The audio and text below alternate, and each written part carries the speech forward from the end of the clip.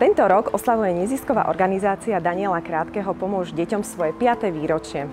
Naša cesta sa začala v roku 2020, práve vtedy, kedy sa celý svet spomalil.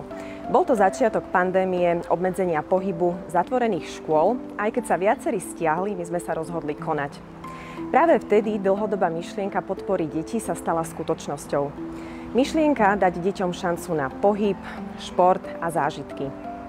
V priebehu posledných 5 rokov naša nezisková organizácia podporila stovky detí naprieč celým Slovenskom.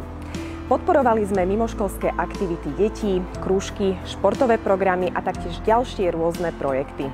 Možno sa viacerí z vás pýtate, prečo sme sa rozhodli podporovať práve mimoškolské aktivity a krúžky. V neziskovej organizácii veríme, že práve podpora mimoškolských aktivít je mimoriadne dôležitá pre rozvoj dieťaťa. Práve tam sa deti učia spolupráci, disciplíne, budujú si sebavedomie a nachádzajú svoje silné stránky. Každé dieťa je iné a každé dieťa potrebuje objaviť, v čom je výnimočné. Práca v neziskovom sektore určite nie je jednoduchá, ale nám sa to 100% podarilo. A to je vďaka vašej podpore a viere, že to má zmysel. Preto by som sa chcela aj touto cestou veľmi pekne poďakovať všetkým našim žiadateľom, rodičom a deťom, ktoré sme podporili.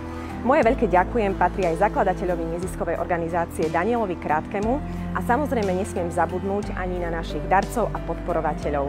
Ďakujeme.